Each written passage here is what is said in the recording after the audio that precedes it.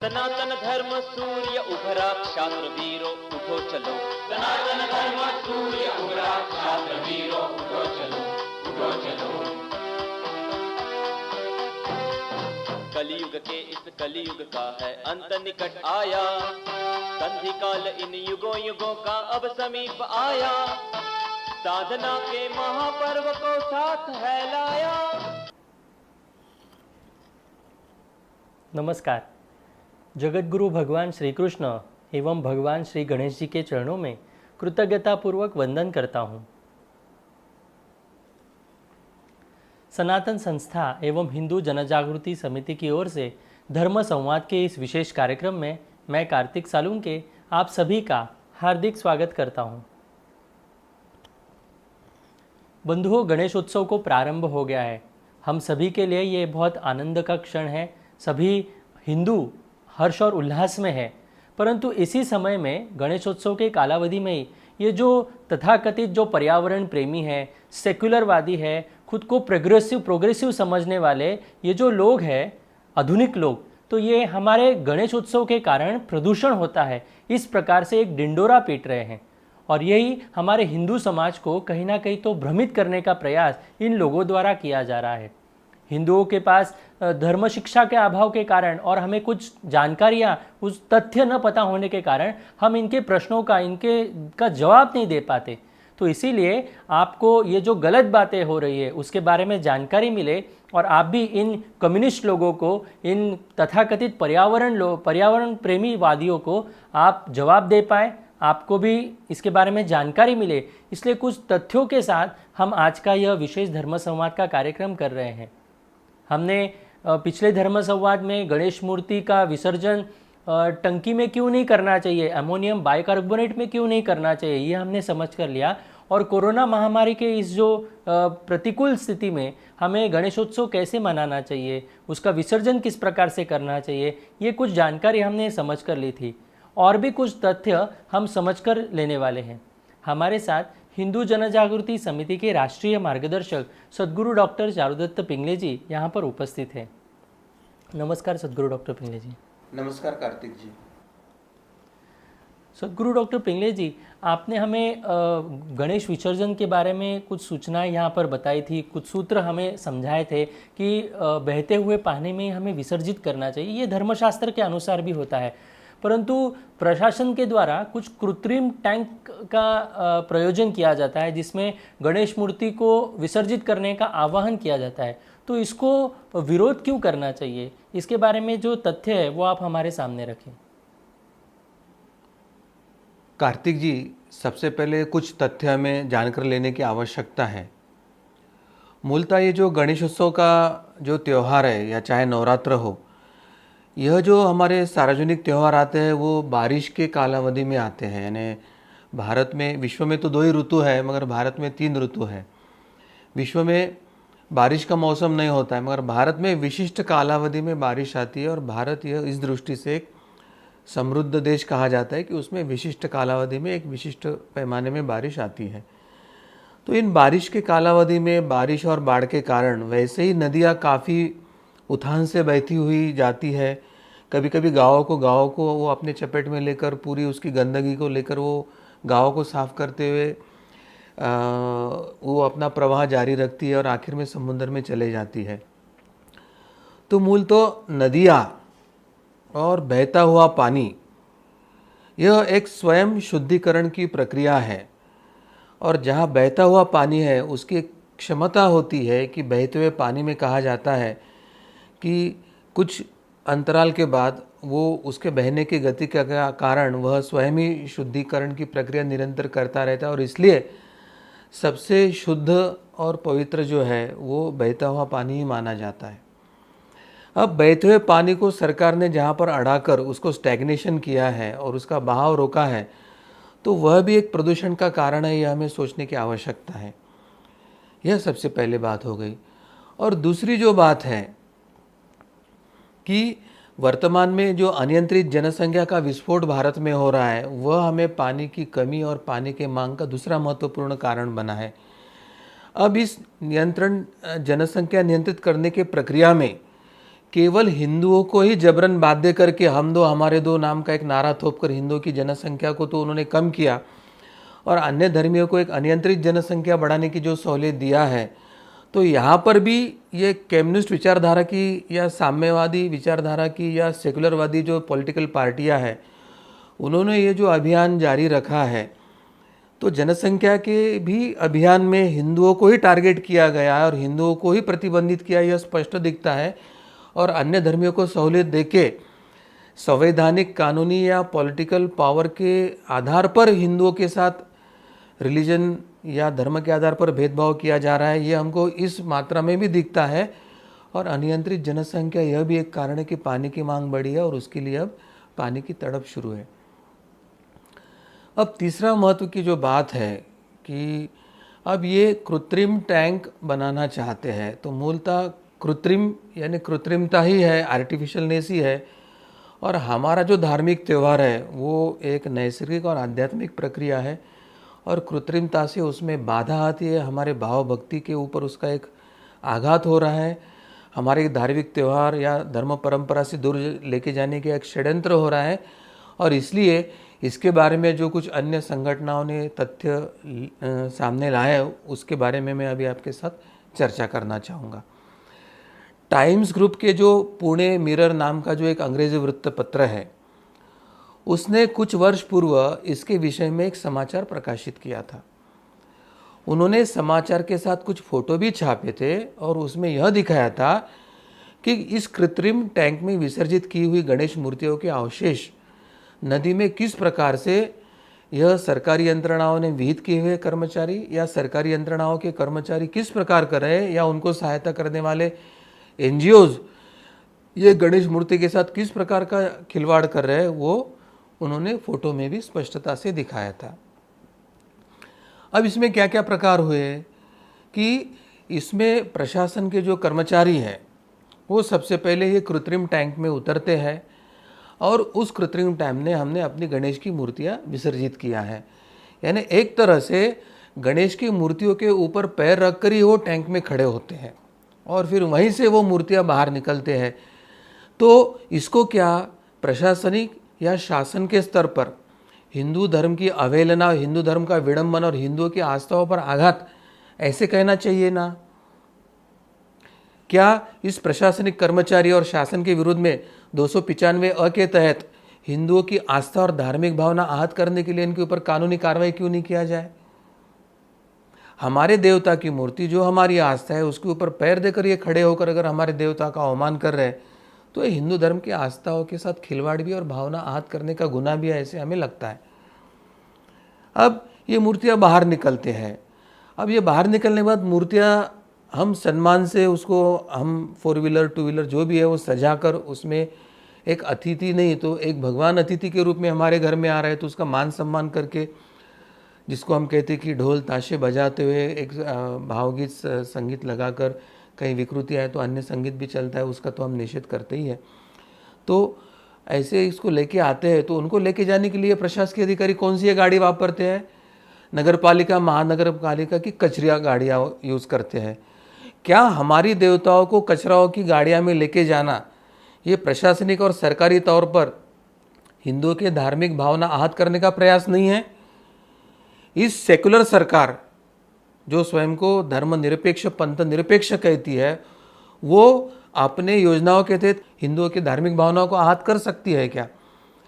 इसके लिए अभी प्रशासन और शासन को जिम्मेदार तय करके उनके ऊपर अभियोग चलाने की आवश्यकता है। और फिर क्या करते हैं, ये कचरे गाड़ियां में उन मूर्तियों को लेकर जाते हैं और बाद में उन्हें फिर से नदी के जल में उन्होंने फेंका था। अब यह तो और एक गणेश भक्तों की भावना के साथ खिलवाड़ है। प्रारंभ में तो उन्होंने जल में विसर्जित करने के लिए मना किया, जल में विसर्जित करने के लिए मना करके फिर कृत्रिम टैंक के टेंडर्स निकाले और उसमें किसका किसका अर्थ लाभ हुआ? महानगर पालिका, नगर पालिका या शासन के कौन से लोगों ने वो टेंडर निकाले और फिर वो टेंडर निकाले, उसमें कितने पॉलिटिकल पार्टियां या कितने साठगांठ वाले लोगों ने वो टेंडर पास करवा लिए, इसकी जांच होना आवश्यक है। और उसमें अधिकांश किसी पॉलिटिकल व्यक्ति के ही अगर ना निकले तो बड़ी आश्चर्य की बात होगी, ऐसे मुझे लगता है। इसके बाद कृत्रिम टैंक का खर्चा अनावश्यक जो है वो महापालिका, नगर पालिका या शासन करता है। दूसरे टप्पे पे अब ये ट्रांसपोर्टेशन के लिए उनका एक दूसरा टेंडर या खर्चा का प्रावधान करना पड़ता है। अब खर्चा तो वो नॉर्मल करते हैं, मगर कचरा गाड़ियों पर यूज़ करके हिंदुओं की धार्मिक भावनाओं का आहत करते हैं और फिर जाके उसी पानी में डालते हैं जिसके लिए वो भक्तों को प्रतिबंधित करते हैं। तो ये जो श्रृंखला है, ये श्रृंखला के बीच में जो एक इकोनॉमिक टर्नओवर हुआ है, तो इसमें किसका किसका लाभ हुआ ये ढूंढने की आवश्यकता है। और दूसरी, अगर सरकार पहले कृत्रिम टैंक बनाकर फिर गाड़ियों में डालकर फिर वही नदी में डालना है, तो जो भक्त डालना चाहते तो उनको प्रतिबंधित करने के पीछे हिंदू धर्म की आस्था पर आघात, हिंदू धर्म के त्योहारों पर आघात और हिंदुओं को अपने धर्म से दूर लेके जाने की जो प्रक्रिया चल रही है, उस षड्यंत्र का भी पर्दाफाश करने की आवश्यकता है, ऐसे मुझे लगता है। तो क्या इस प्रकार का हिंदुओं की धार्मिक भावनाओं का आहत करने वाला, इस प्रकार से हमारे गणेश जी का एक पाव रखकर उसको ये करने का जो विडंबन करने का प्रयास है, तो ये हमारी आस्थाओं पर आघात करने के प्रयास, इस हमारे देवताओं को कचरा गाड़ी में, महानगर पालिका जिसमें कचरा उठा कर लेके जाती है, ऐसे गाड़ियों में ट्रांसपोर्ट करके फिर नदी में डालने की जो प्रक्रिया है, तो इस प्रकार का विडंबनात्मक हमारे देवता का और हिंदू धर्म के आस्थाओं का विसर्जन का प्रकार क्या हिंदुओं को मान्य है? और पुणे जैसे तो शहरों में यह भी देखा जा रहा है कि कृत्रिम टैंक में जो पानी होता है वह भी फिर से नदी में ही जाकर डाला जाया है, और ऐसे तथ्य कुछ जगह मिले हैं और उसका अनेक वृत्तपत्रों में भी न्यूज़ आया है। एक और ऐसे बताया जा रहा है कि आप टैंक में विसर्जन करें और दूसरी तरफ प्रदूषण ना हो इस उद्देश्य से यह टैंक बनाया गया है, और दूसरी जगह वही टैंक का पानी फिर जलाशय में जाके मिलाया जाए। तो भक्तों ने मूर्ति अगर जलाशय में डाली तो प्रदूषण होता है, मगर वही मूर्ति जब कृत्रिम हौद में डालते हैं और फिर प्रशासन वही पानी जाकर फिर नदियों में डालता है तो उससे प्रदूषण होता नहीं। तो ये कौन सी प्रदूषण का नया नियम इन्होंने निकाला है और इससे साध्य क्या हो रहा है? तो इससे अनेक प्रश्न निर्माण होते हैं कि क्या इस सेक्युलर सोशलिस्ट सरकार को हिंदुओं के धार्मिक भावनाओं के साथ खिलवाड़ करने का अधिकार है? क्या वो हिंदुओं की धार्मिक भावना और त्यौहार परंपराओं में बाधा डालने के लिए बेवजह उनको अधिकार है? क्या वो गणेश मूर्ति के ऊपर पाँव रखकर खड़े रहने का कर्मचारियों को आदेश दे सकती है? और जो गणेश मूर्ति और पानी जलाशय में डालने के लिए हिंदुओं को प्रतिबंधित कर रहे हैं, वही सरकारी यंत्रणा मूर्ति और कृत्रिम टैंक का पानी जाकर फिर वही जलाशयों में डालती है। तो ये कौन सा नया प्रकार निकला कि भक्तों ने डाला तो प्रदूषण होता है और सरकारी यंत्रणा ने डाला तो नहीं होता है? तो इन सभी अनियमितताओं की जांच होने की बहुत आवश्यकता है। सब हिंदुओं को एकत्रित आकर सरकार को खत लिखकर इसके ऊपर बड़ा एक अभियान छेड़ने की आवश्यकता है। जो इसको जिम्मेदार अधिकारी है, प्रशासकीय कर्मचारी है और जो इसमें आर्थिक हित देखकर टैंक और ट्रांसपोर्टेशन के टेंडर में सहभागी हो रहे हैं, उन सब का आर्थिक अनियमित का भी ढूंढकर समाज के सामने लाने की आवश्यकता। और हिंदुओं संगठित हो जाओ। ये सेकुलर सरकार जनसंख्या नियंत्रण का हो तो भी हिंदुओं के साथ भेदभाव करते हैं। गणेशोत्सव या मूर्ति विसर्जन या जल प्रदूषण, वायु प्रदूषण की बात हो तो केवल हिंदुओं के आस्थाओं पर ही आघात करते हैं। और कई मंदिर सरकारीकरण या इसका भी कई बात आती है तो केवल हिंदुओं की मंदिर का सरकारीकरण होता है, मस्जिद या चर्च का नहीं होता है। तो शासकीय स्तर पर क्या धार्मिक आधार पर हिंदुओं के साथ इस देश में भेदभाव हो रहा है क्या? और ये संविधान के विरोध, समता के तत्वों के विरोध में होने के कारण, सभी नागरिकों को समान अधिकार देने के इस संविधान के आश्वासन के विरोध में होने के कारण अब सरकार को इस प्रकार का जवाब मांगकर उन पर एक कानूनी प्रक्रिया भी करने की आवश्यकता है और अब हिंदुओं को समान अधिकार मिले, इस प्रकार का एक नया अभियान छेड़ने की आवश्यकता है, ऐसे मुझे लगता है। कार्तिक जी। जी सद्गुरु डॉक्टर पिंगले जी, आपने जो तथ्य हमारे सामने बताए, जो जानकारी यहाँ पर बताई है, तो ये जानकारी हम लोगों तक पहुँचती नहीं है और उसी का परिणाम ये होता है कि हिंदुओं के भावनाओं के साथ खेलने का कहीं ना कहीं तो एक घिनौना प्रयास यहाँ पर हो रहा है। जो मूर्ति हम भक्ति भाव से हमारे घर में लाते हैं, उसकी पूजा अर्चना करते हैं और उसी को हम कृत्रिम टंकी में डाल देते हैं, उसका बाद में होता क्या है? तो ये आज बताया है कि उस वही मूर्तियों को बाद में बहते हुए पानी में या नदी में फेंका जाता है।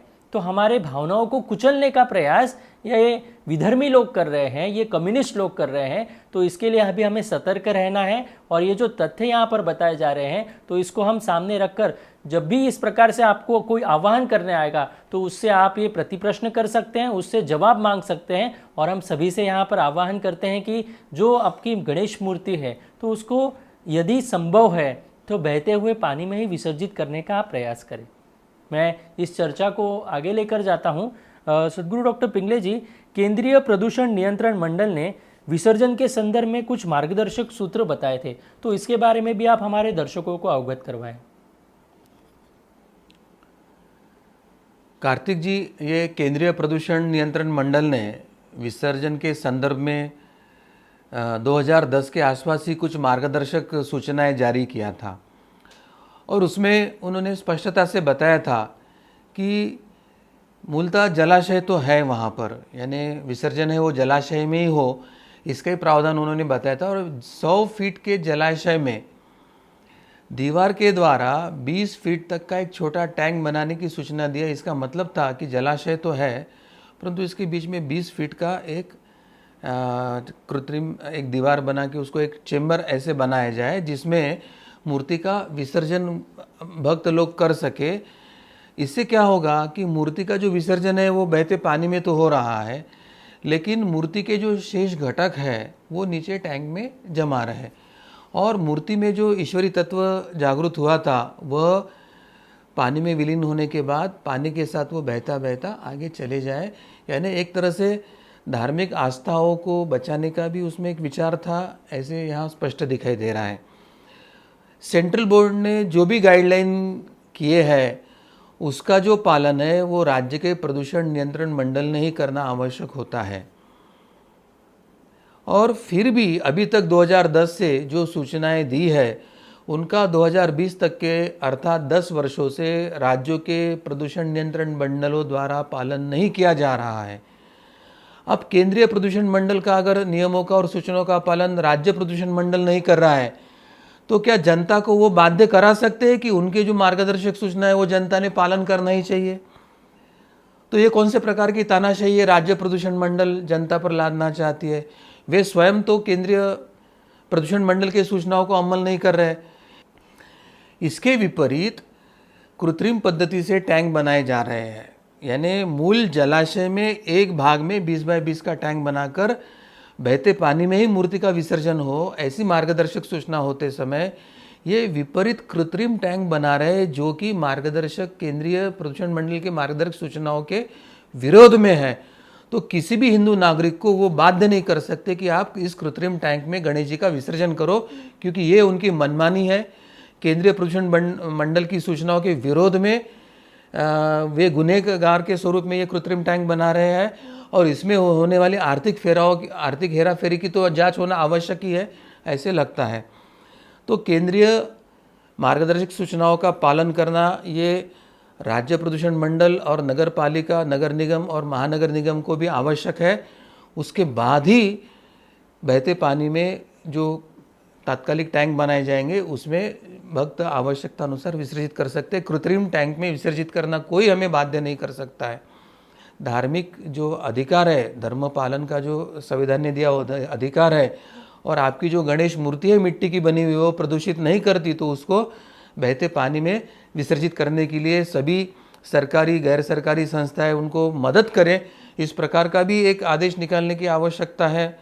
अगर पीओपी या पेपर पल्प की मूर्तियां बनाई हैं तो ऐसे मूर्तियां बेचने वाले और बेचने वालों को लाइसेंस देने वाली सरकारी यंत्रणा तथा इसको प्रतिबंधित करने के लिए सरकार ने कानून नहीं बनाया, इसलिए सरकार को भी नोटिस देकर उनको इस प्रदूषण के लिए जिम्मेदार मानकर उनके विरोध में भी कानूनी कार्रवाई करने की आवश्यकता है। तो हमें क्या करना है कि ये प्रशासन को ये जो कम्युनिस्ट विचारधारा से प्रभावित या नास्तिकता से प्रभावित या हिंदू धर्म के विरोध से जो उद्युक्त प्रशासन है, जो हिंदुओं के धार्मिक भावनाओं के साथ जानबूझकर खिलवाड़ कर रहा है, इन किसी को धार्मिकता था हिंदू की धार्मिकता हो या देवता की मूर्ति उसकी चिंता नहीं है, स्पष्ट हो रहा है।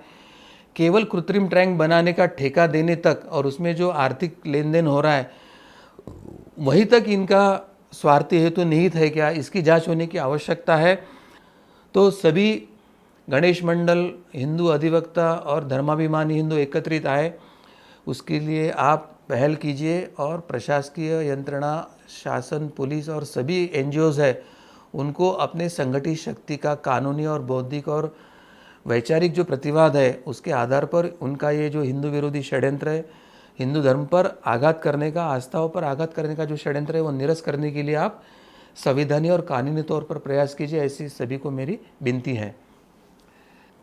जी सदगुरु डॉक्टर पिंगले जी, यहाँ पर आप सभी दर्शकों को ये ध्यान में आया होगा कि हिंदुओं के भावनाओं की किसको यहाँ पर पड़ी नहीं है, स्वयं तो अपने जेब कैसे भर सकते हैं यही इन लोगों को पता है। उसके लिए ये कृत्रिम टैंक बनाने का ठेका देने में ये लोग भ्रष्टाचार करते हैं और हिंदुओं के ही त्योहार और उत्सव को एक बदनाम करने का ये प्रयास यहाँ पर चल रहा है। तो यदि यहीं पर हम सावधान हो जाएंगे और इस प्रकार की गलत कृति हमें नहीं करनी है, ये हम सभी ध्यान में रखते हैं। मैं आगे इस चर्चा को लेकर चलता हूँ। गणेशोत्सव पर जो पर्यावरण प्रेमी है, पर्यावरणवादी है, तो ये विसर्जन का विरोध करते हैं, तो वह जानबूझकर विरोध कर रहे हैं, ऐसे हिंदुओं का कहना है। तो इसके बारे में आप क्या बताएंगे? ये जो झूठे पर्यावरणवादी है या ये झूठे समाजसेवी है, उनका यह गणेशोत्सव पर जो गणेश मूर्ति को विसर्जन करते हैं, वे जानबूझकर हिंदू धर्म परंपराओं, उत्सव, त्योहारों को विरोध करते हैं, ऐसे जो हिंदुओं का कहना है यह एकदम सत्य है, ऐसे हमें उनके आचरण से पता चलता है। क्योंकि वे जानबूझकर ही विरोध कर रहे हैं, ध्यान में आता है। क्योंकि गणेश मूर्ति के विसर्जन के समय ये जो तथाकथित समाज सुधारक है या तथाकथित जो पर्यावरणवादी है, वे वर्ष भर क्या करते हैं प्रदूषण के संदर्भ में, या ये धार्मिक त्योहारों की बातें अगर छोड़ते हैं तो अन्य जो प्रशासकीय या अन्य जो प्रदूषण के कारण है, औद्योगिकरण है, विज्ञान के द्वारा निर्मित आधुनिक यंत्रणा है, या टाउन प्लानिंग या नगर निगम या महानगर निगम का ये जो सीवेज या ड्रेनेज के वाटर मैनेजमेंट या प्यूरिफिकेशन की प्रक्रिया है, तो इस माध्यम से, या इंडस्ट्रियल वेस्ट पानी में जो बहाने की प्रक्रिया हो रही है या हवा में भी छोड़ी जा रही है, या कार्बन इमिशन जो व्हीकुलर साइलेंसर द्वारा हो रहा है, टू व्हीलर, फोर व्हीलर से, तो इससे भी तो वायु प्रदूषण हो ही रहा है। तो इन सभी प्रदूषणों के घटकों के संदर्भ में यह तथाकथित समाज सुधारक या तथाकथित पर्यावरणवादी जो मूलतः कम्युनिस्ट विचारधारा के, सेकुलर विचारधारा के और हिंदू विरोध और भारत विरोधी विचारधारा के है, ये वर्ष भर कहाँ होते और इसके संदर्भ में क्या करते हैं, ये एक बड़ा प्रश्न चिन्ह बहुत से हिंदुओं के मन में आया। तो हमने इसके बारे में कुछ अभ्यास करने का प्रयास किया, तो हमें ऐसे ध्यान में आया कि इनको चाहे जल प्रदूषण हो या वायु प्रदूषण हो, ये जो कम्युनिस्ट तथाकथित सुधारवादी है या तथाकथित पर्यावरणवादी है, उनको केवल हिंदू त्योहारों के समय ही प्रकृति का प्रेम उभर कर आता है, प्रदूषण के बारे में उनको ध्यान में आता है, उनके नए नए अभियान छेड़े जाते हैं। इनकी वास्तविकता आपको ध्यान में आए, इसलिए कुछ तथ्य मैं आपके सामने रखना चाहता हूँ। महाराष्ट्र में सर्वाधिक मात्रा में गणेशोत्सव मनाया जाता है। तो हिंदू जन जागृति समिति के साथ जो संलग्न कार्य करने वाली हिंदू विधिज्ञ परिषद है, इन्होंने, ये एक अधिवक्ताओं का संगठन है और इन्होंने महाराष्ट्र में नदियों का या जल का होने वाले प्रदूषण का प्रत्यक्ष उन्होंने अध्ययन ही किया। तो अत्यंत चौंकाने वाले कुछ बातें, अत्यंत चौंकाने वाले कुछ आंकड़े सामने आए हैं, और जिसके आधार पर यह पता चलता है कि गणेश मूर्ति का विसर्जन तो जल प्रदूषण का कोई महत्वपूर्ण घटक है ही नहीं। अन्य जो घटक है वो बहुत बड़े बड़े घटक है, परंतु उसके संदर्भ में ये कम्युनिस्ट, सेक्युलर या हिंदू विरोधी, भारत विरोधी शक्ति है, उसके विरुद्ध चुप रहते हैं। उससे होने वाले प्रदूषण के विरुद्ध वो एक क्षण भर आवाज़ नहीं निकालना चाहते और हिंदुओं पर आघात करना है करके इनका प्रेम जो है वो हिंदुओं के त्योहारों के समय ही उभर कर सामने आता है। सबसे पहला जो सूत्र है कि आर्थिक वर्ष 2010 और 11 में जो नियंत्रक तथा महालेखा परीक्षक के अहवाल है, यानी कैग की समकक्ष ये जो बॉडीज़ होते हैं, इन्होंने अपने अहवाल में जल प्रदूषण के स्रोतों के विषय में क्या बताया है, यह हमें समझकर लेने की आवश्यकता है। इन्होंने अपने अहवाल में बताया है कि पर्यावरण संरक्षण अधिनियम 1986 के अंतर्गत पशु वध गृहों से बाहर फेंके जाने वाले गंदे पानी पर योग्य प्रकार से प्रक्रिया होना आवश्यक है, ऐसा उन्होंने अपने इस नियम में बताया है। क्योंकि पशुवध गृह से जो खून मिश्रित पानी बाहर अगर फैला जाता है तो ये ब्लड एक कल्चर मीडिया के जैसा काम करती है और एक डॉक्टर या पैथोलॉजिस्ट इसको अच्छी तरह से जान सकते हैं कि ये खून मिश्रित पानी जब जाता है तो खून जो होता है प्राणियों का या मनुष्य का किसी का भी, तो उसमें जीव जंतु या रोग फैलाने वाले जो जीव जंतु है इस घटकों की तेजी से वृद्धि होकर एक संसर्गजन्य भी बीमारियां फैलने की संभावना होती है या रोग फैलाने की घटना भी इसके माध्यम से हो सकती है।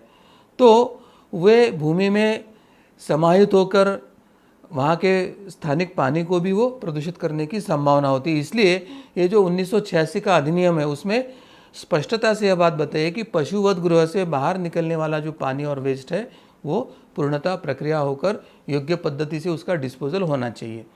और ये एक बड़ा प्रदूषण का ही नहीं तो सामाजिक स्वास्थ्य यानी एपिडेमिक तौर पर या वे जमीन में रिजा होने के कारण अन्य जल स्रोतों को भी प्रदूषित करने के लिए निमित्त बन सकते हैं, ऐसा यह कारण था। लेकिन इस अहवाल के ही अनुसार परीक्षण किए गए जो क्षेत्र थे वो क्षेत्रीय कार्यालय के अभिलेखों में से या उनके जो कुछ अहवाल थे उसमें से ऐसे ध्यान में आया है कि उनके कार्य क्षेत्र में करीब करीब 56 जो पशुवध गृह है जिसको हम स्लॉटर हाउसेस कहते हैं वो 56 संख्या में स्लॉटर हाउसेस थे।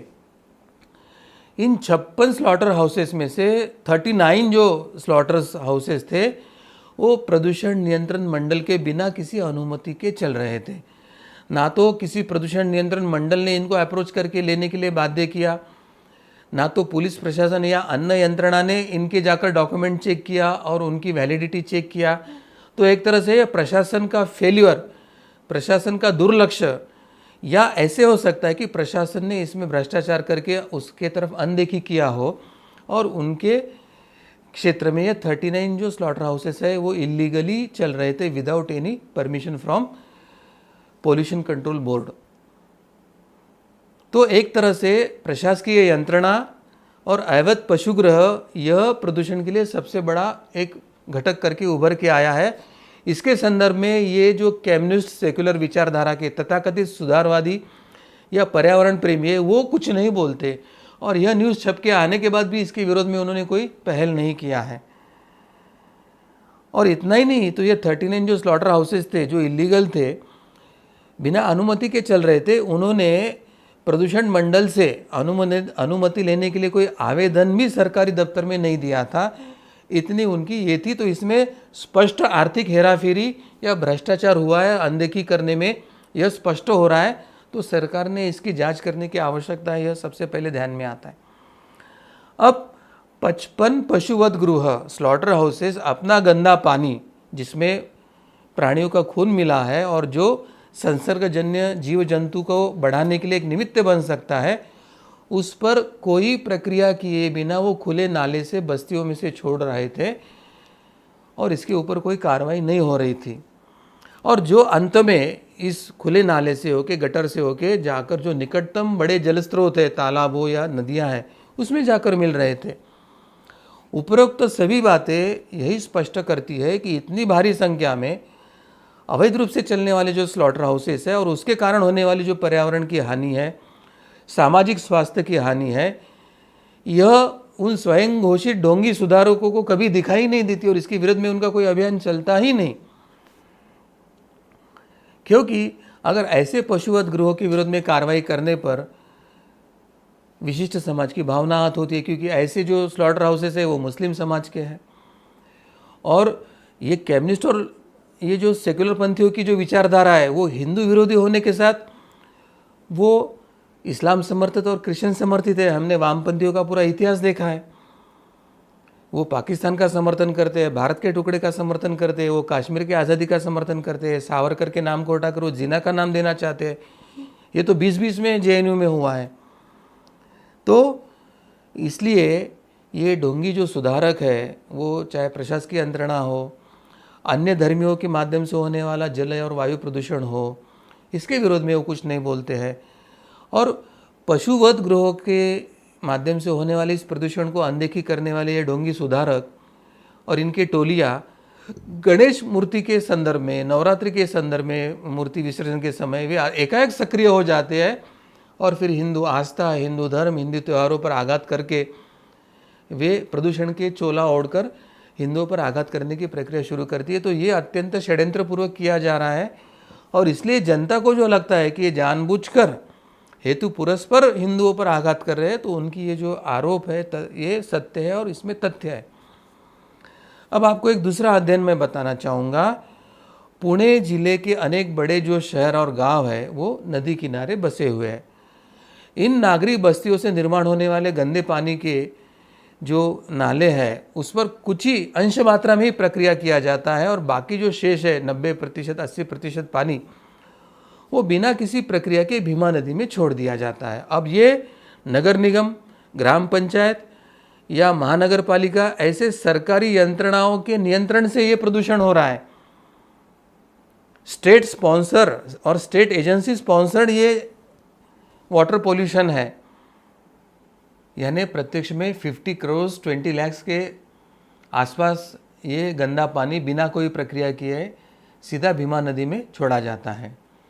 अब पुणे महापालिका क्षेत्र में एक मैं आपके क्षेत्र का एक तथ्य आपको बताना चाहूँगा। पुणे महापालिका क्षेत्र में प्रतिदिन 1070 मीट्रिक टन कचरा निर्माण होता है और उसमें से 500 मीट्रिक टन जो कचरा है वो अशास्त्रीय और गलत पद्धति से खुले में फेंक दिया जाता है। वर्ष के 365 दिन नदियों में गणेश मूर्तियाँ विसर्जित नहीं की जाती है, तब भी प्रतिदिन करोड़ों लीटर गंदा पानी, यानी जिसको हम अपशिष्ट पानी कहते हैं, नदियों में मिलाकर नदियों को प्रतिदिन दूषित करने की प्रक्रिया प्रशासकीय और शासकीय संस्थाओं द्वारा प्रत्यक्ष हो रही है। और इस state sponsored so called water pollution को ये स्वयं घोषित जो स्वयं को सुधारक मानते हैं या पर्यावरण प्रेमी मानते हैं, ये टोली इनको अनदेखी कर देती है। इससे यही स्पष्ट होता है कि यह टोली केवल हिंदुओं के त्यौहार को ही विरोध में कार्य करती है। प्रदूषण के लिए पशुवध भी उत्तरदायी है और पशुवध मुस्लिम समाज के ओनरशिप में है, परंतु इन स्वयं घोषित सुधारकों को इसके विरोध में कभी आवाज़ नहीं उठाए और उठाते हुए कभी देखा नहीं गया है। तो आपके इस कृतियों के वजह से ही आपका जो हिंदू त्योहारों के समय प्रदूषण के नाम पर विरोध करने की प्रक्रिया है, उसमें आपका हेतु ही हिंदू धर्म को विरोध है। यह स्पष्ट होने के कारण इसमें आपका ना तो पर्यावरण प्रेम है, ना प्रदूषण प्रेम है, ना तो समाज सुधारने की प्रक्रिया के ऊपर आपकी कोई निष्ठा दिखती है। इसलिए आपके ये जो झूठे एडजेक्टिव्स हैं वो यहाँ पे निरस्त होते हैं और केवल हिंदू विरोधी, भारत विरोधी, कम्युनिस्ट, सेक्युलर विचारधाराओं के लोगों का ये हिंदू विरोधी षड्यंत्र है, यही यहाँ पे स्पष्ट होता है। और इसलिए हिंदुओं को जो लगता है कि ये जानबूझकर हमारे धार्मिक त्योहारों को विरोध कर रहे हैं, उनके इस आरोपों में 100% तथ्य है, ऐसे लगता है। तो हमने इसमें जो जो आक्षेप लिया है उस सभी आक्षेपों के बारे में सरकार ने भी सोचने की आवश्यकता है। और जागरूक गणेशोत्सव मंडल है, जागरूक अधिवक्ता है, धर्म प्रेमी है, उन्होंने एकत्रित आके अब इनके विरोध में लीगली क्या प्रोसेस कर सकते हैं, उनको लीगली नोटिस देकर इनके गलतियों के लिए उनको कैसे दंडित किया जा सकता है, उसके लिए भी पहल करने की आवश्यकता है, ऐसे मुझे लगता है। जी सदगुरु डॉक्टर पिंगले जी, आपने जो आंकड़े हमारे सामने रखे हैं तो ये खुद ब खुद स्पष्ट करते हैं कि किस प्रकार से पूरे साल भर में गंदा पानी, इंडस्ट्रियल वेस्ट या ये जो स्लॉटर हाउसेस, कत्तल खानों से निकल रहा जो गंदा पानी निकलता है उस पर कोई प्रक्रिया की नहीं जाती। ये इंडस्ट्रियल वेस्ट इसी प्रकार से हमारे नदियों में छोड़ दिया जाता है और 365 दिन ये बातें चल रही है, परंतु इसके कारण प्रदूषण नहीं होता है। परंतु साल में एक बार आने वाला गणेशोत्सव, उसके कारण प्रदूषण हो रहा है। इस प्रकार का एक गलत प्रचार यहाँ पर ये तथाकथित आधुनिकतावादी, सेक्युलरवादी, कम्युनिस्ट लोग कर रहे हैं और हिंदुओं को त्योहार को बदनाम करने का प्रयास कर रहे हैं। केवल हिंदुओं के त्योहार, बाकी अन्य किसी भी संप्रदाय के बारे में, किसी भी धर्म के बारे में इन्हें प्रदूषण नहीं दिखाई देता है। पर हिंदुओं का त्यौहार आ जाता है तभी ये गलत बातें ये समाज के सामने लाने का प्रयास करते हैं। तो ये जो आंकड़े यहाँ पर आपके सामने रखे गए हैं, तो ये आंकड़े आप इसको अवलोकन कर सकते हैं और अधिक से अधिक लोगों तक इसकी जानकारी आप पहुंचा सकते हैं, क्योंकि ये तथ्य हमने लीगल डिपार्टमेंट की ओर से और हिंदू विधिज्ञ परिषद के अधिवक्ताओं ने ये जानकारी निकाल कर लाई है। आरटीआई के माध्यम से ये आंकड़े हमारे सामने आए हैं और हमारे भावनाओं को किस प्रकार से कुचला जा रहा है ये यहाँ पर हम समझ कर ले सकते हैं। दर्शकों से ये आह्वान है कि आज के धर्म संवाद के कार्यक्रम में हमने जो महत्वपूर्ण जानकारी हमने समझ कर ली और तथ्यों के साथ हमने ये समझ कर ली, ये किसी वर्तमान पत्र में छप कर नहीं आई है। ये जानकारी हिंदुओं तक पहुंचाने का प्रयास किसी से किया नहीं जा रहा है और उसके कारण हम कहीं ना कहीं अंधकार में हैं। हमें लगता है केवल हमारा धर्म ही ऐसे संकुचित है और हमारे हिंदू धर्म के कारण ही, सनातन पद्धति के कारण ही प्रदूषण हो रहा है, परंतु ऐसे कुछ भी नहीं है। ये हिंदुओं को कम लिखने का एक प्रयास किया जा रहा है। हिंदू धर्म कैसे गलत है, ये षड्यंत्र ये वामपंथियों का है, यह हमें समझ कर लेने की आवश्यकता है। और इस षड्यंत्रों को दूर करने के लिए और हमारे सभी तथ्य हमारे सामने आए, इसके बारे में हमें जानकारी मिले, इसलिए ये धर्म संवाद का कार्यक्रम हम कर रहे हैं। ये धर्म संवाद की श्रृंखला इसी प्रकार से शुरू रहेगी। मैं सभी दर्शकों से ये आह्वान करता हूँ कि आपके संपर्क में आपके परिचित जो भी हिंदू है उनको आप सभी लोगों तक ये जानकारी पहुंचाएं, ताकि उन लोगों को भी सत्य क्या है ये बातें आप ध्यान में लाकर दे सकते हैं। अधिक से अधिक लोगों तक ये कार्यक्रम शेयर करें, उनको YouTube के माध्यम से या Facebook लाइव के माध्यम से सभी आपके परिचित लोगों को यह जानकारी देखने का आह्वान करें और आप भी इस धर्म कार्य में सहभाग लें, ऐसे मैं आप सभी से आह्वान करता हूँ। भगवान श्री गणेश जी की कृपा से आज का यह कार्यक्रम निर्विघ्न रूप से संपन्न हुआ, इसलिए उनके चरणों में कृतज्ञता व्यक्त कर आज के धर्म संवाद को हम यहीं पर विराम देते हैं। नमस्कार।